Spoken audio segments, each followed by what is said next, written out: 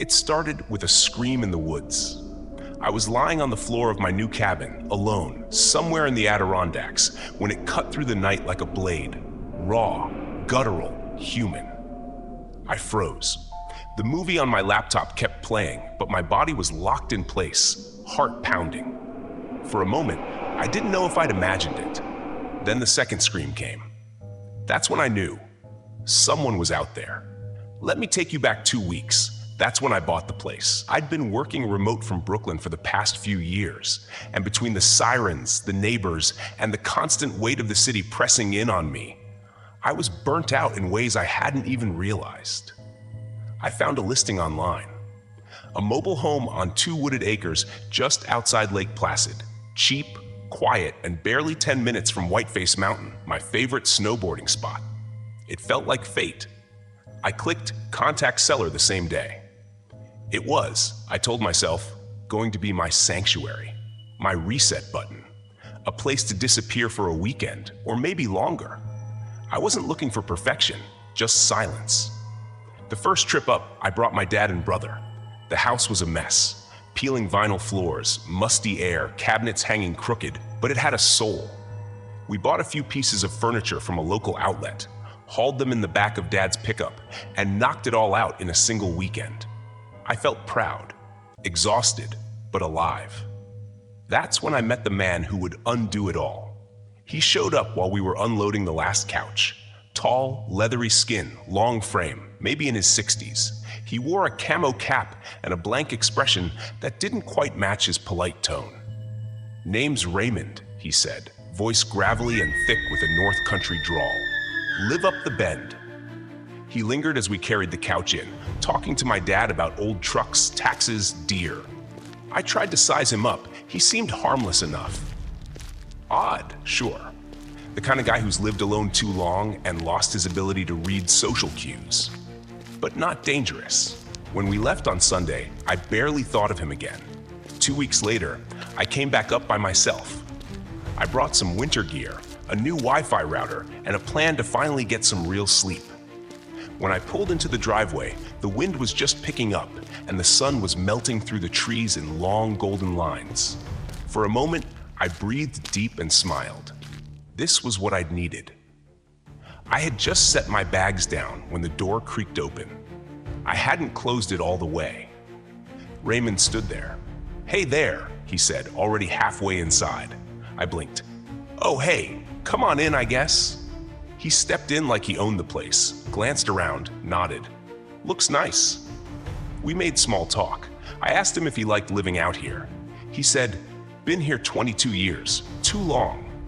I laughed, but he didn't. Then he invited me over for a beer. I didn't really want to go, but I didn't want to be rude either. So I followed him up the road to his home. His place was bigger than mine, but darker. The porch was cluttered with broken tools and rusted junk. We sat at a plastic table on the deck. He handed me a Heineken and stared out into the trees. "So what brings a city guy up here?" I told him the truth. I was from Brooklyn. Just needed quiet. I liked snowboarding. Wanted to feel space again. He didn't nod. His face changed, tightened.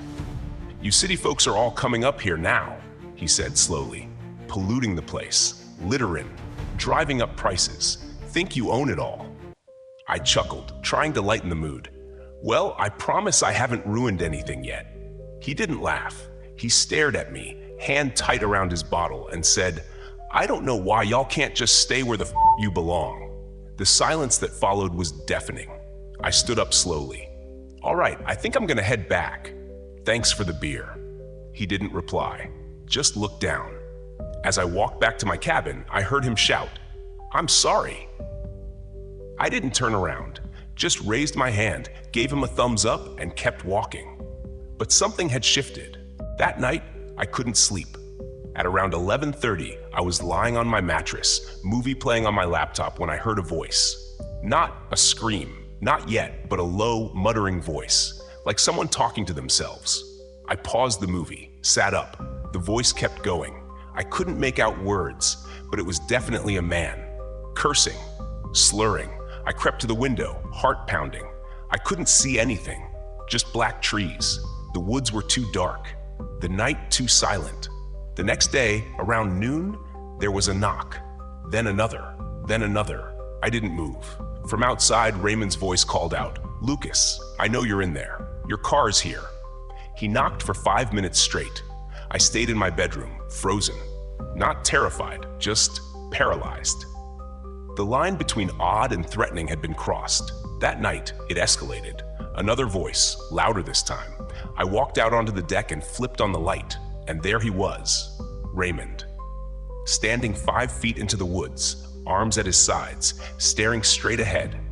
The light hit him, and he blinked, just once. Then he turned and ran. I went back inside and locked everything. Called my dad, told him I was thinking about calling the cops. "Once you do," he said, "you'll never feel okay going back. Are you sure you're ready for that?" I wasn't sure of anything anymore. Around 2 a.m., I heard him again. But this time, he wasn't mumbling. He was screaming. "You don't belong here, you piece of shit. Go back where you came from." The woods absorbed his voice and threw it back in echoes. I sat on the mattress, holding my phone in one hand, a kitchen knife in the other. I didn't sleep. At sunrise, I packed up everything valuable, loaded my car, and drove. I haven't been back since. I tell people it's because of work, or snow, or the road. But the truth is, I don't know if I'll ever feel safe there again. Not alone. Maybe that's the price I paid for peace. Or maybe that's why the place was so cheap. People ask if I'll sell it. Maybe. I'm not sure. But I do know this. If I ever go back, I'm bringing someone with me. And I'm bringing something else too, just in case he's still there, watching. I don't remember the sound of the knock. I don't remember the way my mother's voice must have trembled when she whispered into the phone, or how heavy the night felt pressing against the windows. I was only 7. But there are things that memory does not need to capture because they've been passed down with the weight of truth, told enough times, with enough detail and pain, that they live inside you, as if you were awake for every second. My mom, Maria, remembers everything. We had just moved to a quiet suburb outside Atlanta, a small rental house near the edge of a wooded lot. It wasn't the kind of place where bad things were supposed to happen. It had porches and neighbors with dogs and a worn little swing set in the backyard that we thought we'd outgrown, but still secretly loved. My dad was away on a business trip, as he often was. He traveled for work 2 or 3 weeks at a time. My mom didn't complain. She was proud, practical, and resilient in ways I'd only understand much later in life. That night, it was just her, me, and my 2 siblings. We were already in bed, our tiny voices quieted by the comfort of routine. The first knock came just after midnight, 3 soft taps on the front door. My mom had been lying on the couch, half asleep under a blanket, the flicker of a muted late-night TV show playing in the background. She told me later she thought at first she'd imagined the sound, but when it came again, exactly the same, she sat up and listened. Then she got up quietly and walked to the door. She didn't open it. Instead, she stood a few feet away and asked, "Hello? Who's there?" There was no answer. She looked through the peephole. No one. She opened the curtain beside the door just an inch, peering out to the porch. Still nothing. She stood there for a moment, her instincts already scratching at her nerves, then turned and walked back to the couch. She didn't turn off the TV, didn't try to fall asleep. She just sat, waiting. 30 minutes later, it happened again. This time, the knock was harder, slower. My mom didn't move toward the door. She didn't call out again. She simply got up and went to her bedroom. That's when she retrieved the shotgun my dad kept in a locked case under their bed. She'd grown up in South Houston, in a world where you learn early that listening to your gut might be the difference between waking up or not waking up at all. That night, she listened. She loaded the gun, turned off every light in the house except the living room lamp, and sat in silence, hidden in plain sight, watching. She never woke us, didn't want to scare us, didn't want us to see her scared. Around 2 a.m., there was another knock, but it wasn't at the front door. It came from the back. Our kitchen had a narrow door that opened onto the backyard. The knock was soft, just 2 thuds. Then the doorknob turned slowly, jiggled once, then again. My mom stood up from the chair, gripping the shotgun tight against her body. Her heart was racing, but her hands didn't shake. She walked to the kitchen, stood behind the curtain, and called out in a voice that sounded stronger than she felt. "I have a gun," she said. "If you try to come inside, I will shoot." Then silence. But it wasn't the kind that calms you. It was the kind that tells you something is waiting. A few seconds passed. Then she heard quick footsteps across the yard, fading, then gone. She called 911. The dispatcher said officers were on the way to stay inside, keep the doors locked. By the time the patrol car pulled up, we were all awake. My little sister was crying. My brother clung to her, and I remember standing in the hallway in my dinosaur pajamas, watching my mother speak to the police with a calmness that didn't match the storm I now know she was holding in. They searched the yard first. One officer knocked mud off his boots as he stepped back into the house and held something out to my mother. It was a piece of barbed wire, roughly 4 feet long. He asked if it was hers. She shook her head. He told her quietly, in the voice of someone who didn't want to say it out loud, it belonged to whoever was knocking. He said they believed the person may have intended to use it to strangle her when she opened the door. I can't imagine the thoughts that ran through her head at that moment, but she didn't react visibly. Just stood there, nodding slowly, asking questions in that same calm tone. They found footprints in the soft earth outside, not just around the porch, but circling the house. Some leading to the back door, others stopping beneath the window of the bedroom where I'd been sleeping. One officer shined a flashlight and showed my mom the faint scratches in the paint along the window frame. Someone had tried to force it open. They hadn't gotten in, but they'd tried. The police stayed until sunrise. They offered to drive by a few extra times that week. They took a report, they gave advice, but they didn't arrest anyone. No cameras, no witnesses, just a whisper in the dark and a piece of wire that still chills me to think about. My mother suspected it was the man who lived at the end of the block. She'd noticed him watching the house, always from behind the curtain. He never waved, never spoke, but he always seemed to know when my dad was out of town. She told the officers about him, and they exchanged a look before one of them said, "We're familiar with him." That was all. A few weeks later, we moved. She didn't explain much at the time. Just told us it was a better neighborhood, closer to school. I didn't understand the urgency then. I do now. Years later, in my 20s, I asked her about it.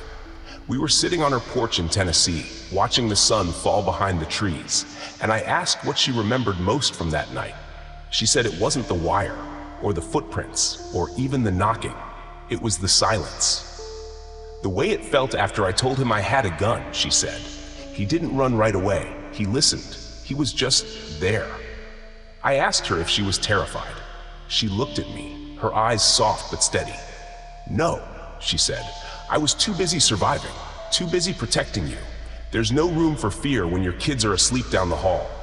She paused, then added something I'll never forget. The worst part wasn't knowing someone was out there. It was not knowing if I'd ever know who, or why, or if they'd come back. I think about that a lot, about how close evil can live to ordinary, how the scariest moments don't always come with a scream. They come with a whisper, a knock, or a shadow behind a curtain. And how sometimes the strongest person in the room isn't the one weapon, but the one who stays silent, steady, and ready. That night changed my mother. Maybe it changed all of us. But it didn't break her. She didn't let it. And that is what keeps me awake at night. Not fear, but awe. Because now I understand what real bravery looks like. It's a woman sitting alone in the dark with a shotgun and a house full of children to protect. It's a mother who never let us see her cry. It's the barbed silence that didn't take her, because she refused to open the door.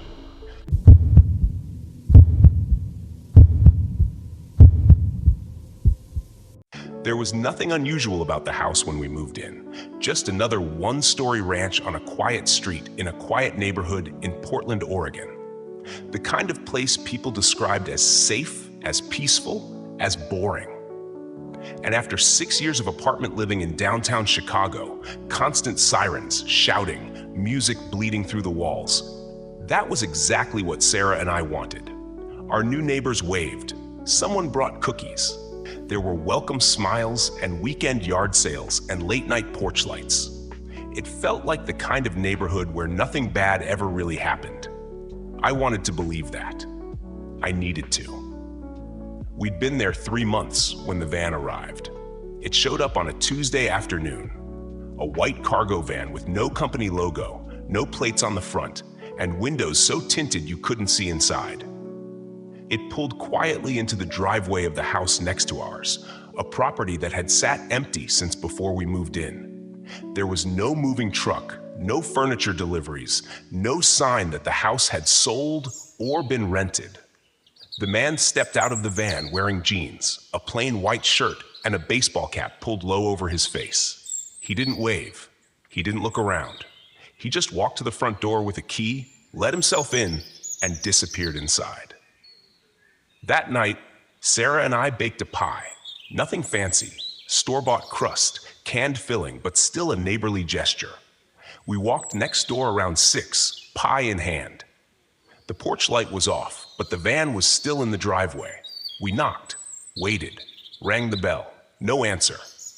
After a full minute, we heard footsteps, then silence. No unlocking sound, no reply. Just someone standing on the other side of the door, close enough that we could hear the boards creak beneath their feet.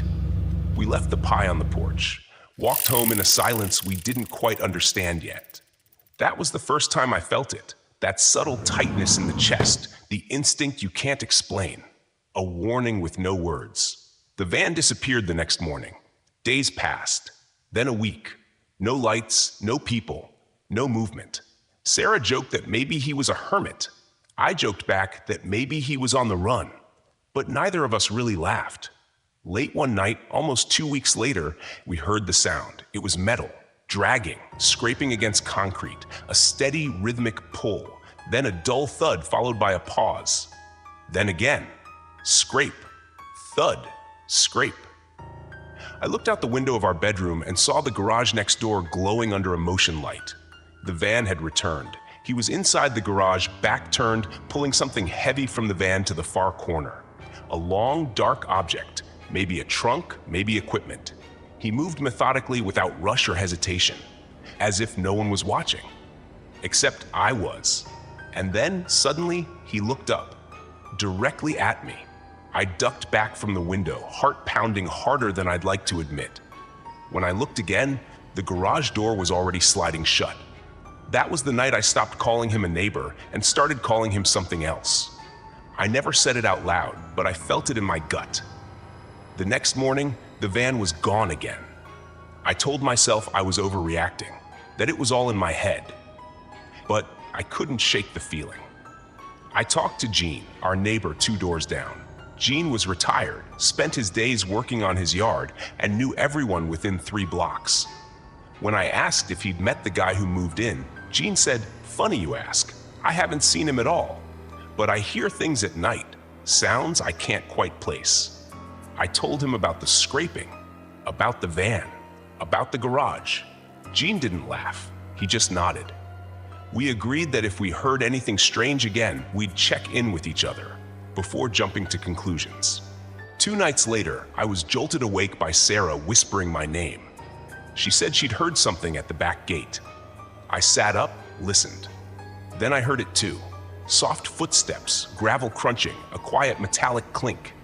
I got up, pulled on my jacket, and stepped outside through the side door. Our motion lights flicked on. I scanned the yard. Then I heard running. Fast, heavy steps retreating along the fence line.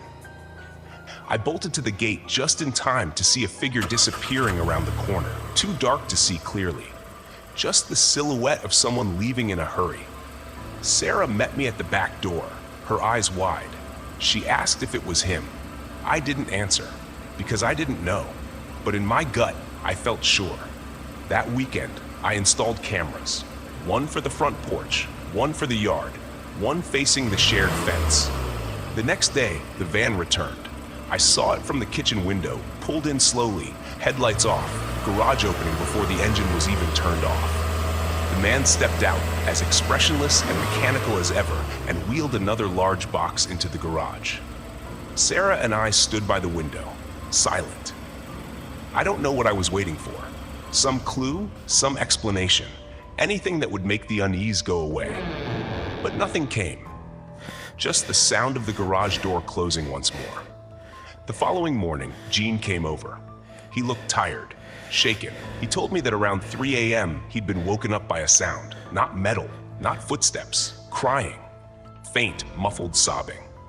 Coming from the direction of the garage, it had lasted maybe 10 minutes, then nothing. That night, we knocked on his door again, this time with Gene beside us. Still no answer. But we heard something inside, a single heavy thud, like something falling. No footsteps, no voices, just that. The porch was cold. The van was silent. We left, and that was the last time we saw the van. It was gone the next morning. It hasn't come back. The house next door remains dark. The grass grows taller. The blinds are always shut. Some nights I wake up and check the window anyway. The motion light never comes on. Sarah asked me once what I think was going on. I don't know. Maybe nothing. Or maybe something that was never meant to be found. Something that left because it knew it had been seen.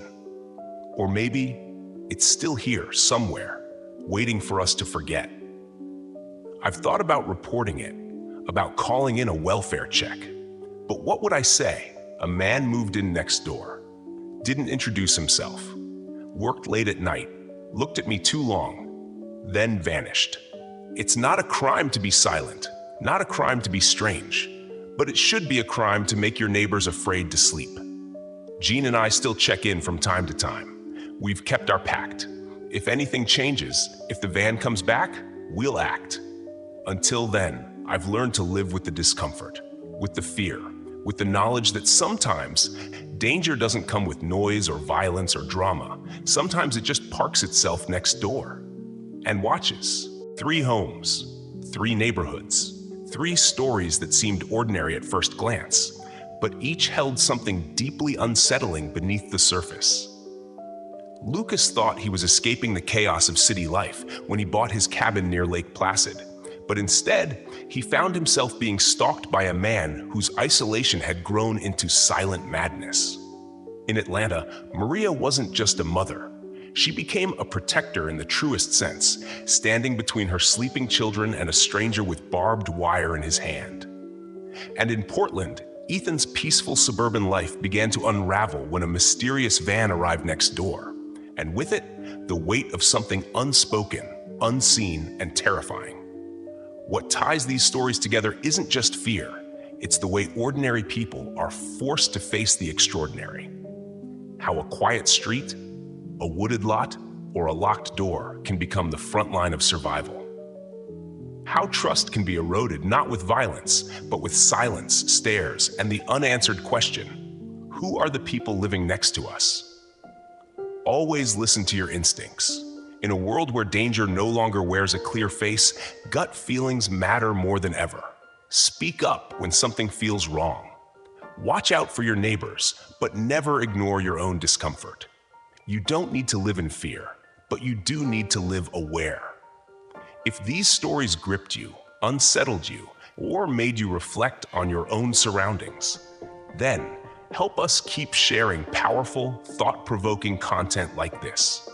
Subscribe to the channel, give this video a thumbs up, and hit that notification bell so we can continue bringing you real stories that keep you on the edge of your seat. Your support is what keeps us going. Stay safe, stay aware, and we'll see you in the next one.